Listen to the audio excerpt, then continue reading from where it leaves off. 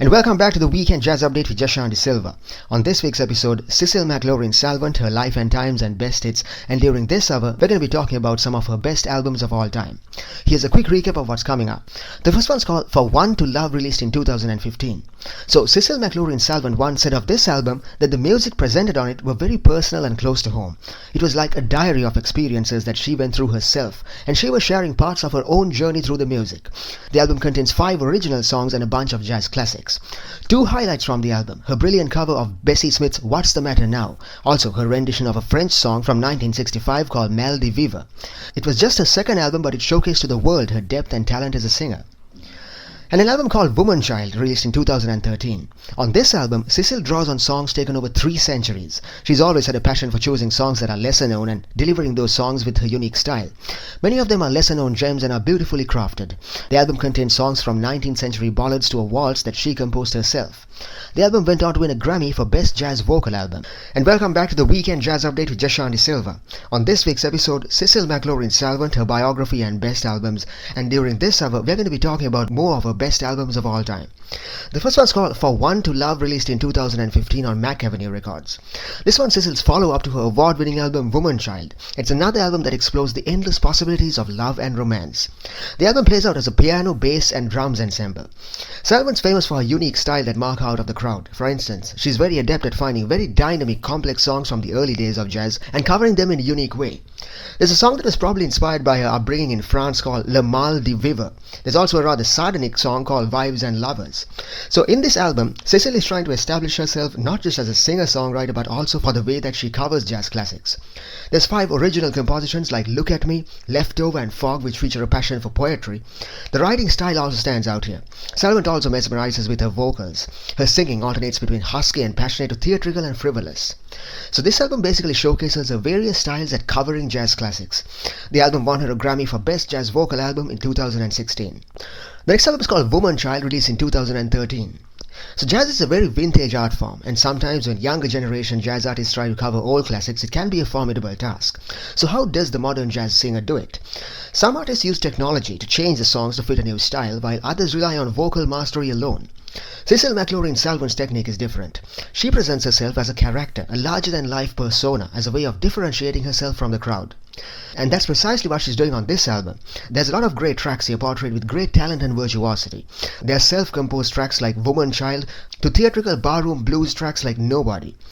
This was one of the standout tracks from the album. It also made waves in a live performance on a BBC show later. The song blends great piano melodies with downbeat lyrics and a barroom vibe. Another standout track, Jitterbug Waltz, featuring her amazing vocals. Also, she plays the piano on this one. Her vocals also thrill on jazz classics like I Didn't Know What Time It Was, backed just by guitar and percussion music. So Woman Child was one of her early albums, and it showcased to the world her talent. An album that is full of warmth and swing, and McLorin develops on jazz classics with her singing. Each song is sung in character as a different persona. In 2014, this album was nominated for a Grammy Award in the category of Best Vocal Jazz Album.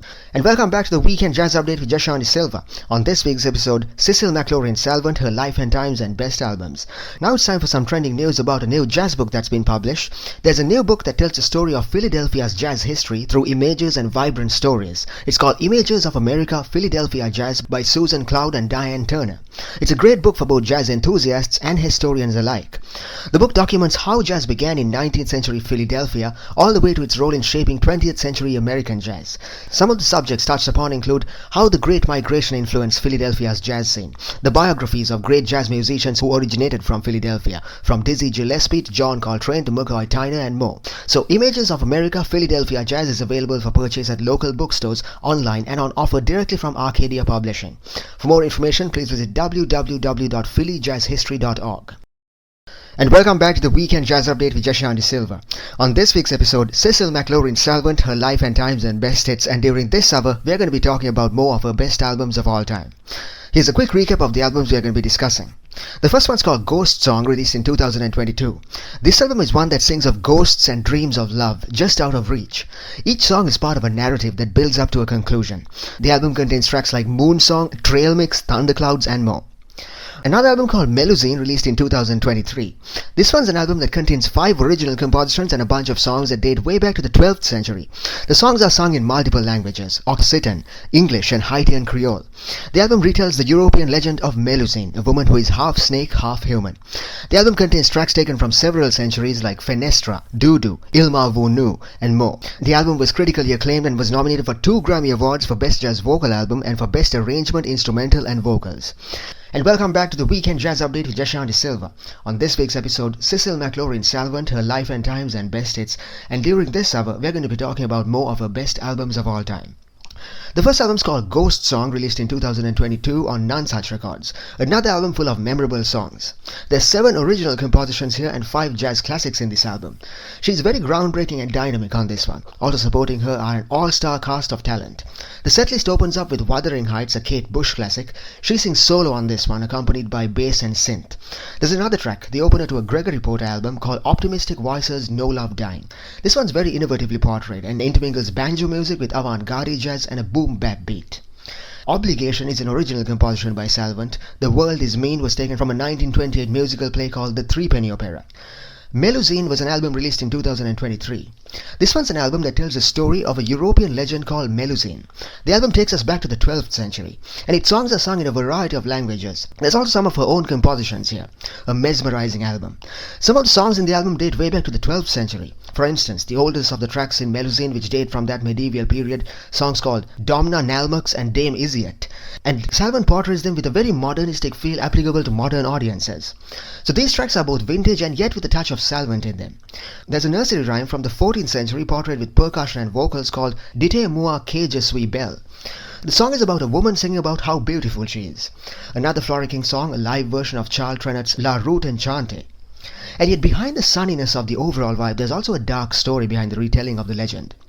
The legend of Melusine tells the story of a woman called Melusine who would suddenly turn into a snake due to a curse from her childhood. And one day she gets married to a man who suddenly walks into a bedroom to find her turning into a snake. She then turns into a dragon and flies out of the window and only returns when one of her descendants is on her deathbed. So there's one song that tells a story from that dramatic moment when the husband finds his wife turning into a snake, a song called Ilman Veu. That contrast between lightheartedness and darkness is a theme in this album. There's another moving piano ballad that speaks of the sadness in Melusine's life called Esa Einsi Kele Home Vivant. This is also one of Salvant's own compositions. Another one's called Duda, driven by great Latin rhythms. So overall, a great fascinating retelling of an ancient legend through music, combining original compositions and music from over several centuries. The album went on to win her 2 Grammy nominations for Best Jazz Vocal Album and Best Arrangement, Instrumental and Vocals. And welcome back to the Weekend Jazz Update with Jashan Silva. On this week's episode of the Jazz Update, Cecile McLorin Salvant, a vocalist, composer and visual artist. We've come to an end of today's episode of the Jazz Update, so now let's recap what we were talking about on today's program. She has a very unique style based on playing a character, telling a story through her songs. Her music style blends jazz, blues, theatre, baroque and folk music. Also, Salvant is famous for her songs. She typically unearths lesser-known jazz classics from her early days of jazz and intertwines them with her own powerful retelling of the stories inherent in the music. She loves covering dramatic songs, especially ones with unexpected twists and humor. She rose to fame in 2010 when she won the Thelonious Monk Jazz Competition at the age of 21. One of her best albums is called Melusine, released in 2023. This one's an album that contains 5 original compositions and a bunch of songs that date way back to the 12th century. The album retells the European legend of Melusine, a woman who is half snake, half human. The album was critically acclaimed and was nominated for 2 Grammy Awards for Best Jazz Vocal Album and for Best Arrangement, Instrumental and Vocals. Another album called Woman Child, released in 2013. On this album, Cecile draws on songs taken from over 3 centuries. She's always had a passion for choosing songs that are lesser known and delivering those songs with her unique style. Many of these are lesser known gems and yet are beautifully crafted. The album contains songs from 19th century ballads to a waltz that she composed herself. It went on to win a Grammy for Best Jazz Vocal Album. An album called Dreams and Daggers, released in 2017. This one's an album compilation taken from a live performance at the Village Vanguard in New York. Most of the tracks are jazz standards. There's also a few of her own compositions here. The tracks blend piano, bass, percussion and her own enchanting vocals. The album went on to win her a Grammy nomination and a Grammy Award for Best Jazz Vocal Album. So that was a quick recap of everything that we discussed on this week's episode of the Weekend Jazz Update with Jashan Silva. You can check out my YouTube channel, The Weekend Jazz Update with Jashan, for archives of today's program. And on that note, I'll see you again next week. Have a great week ahead.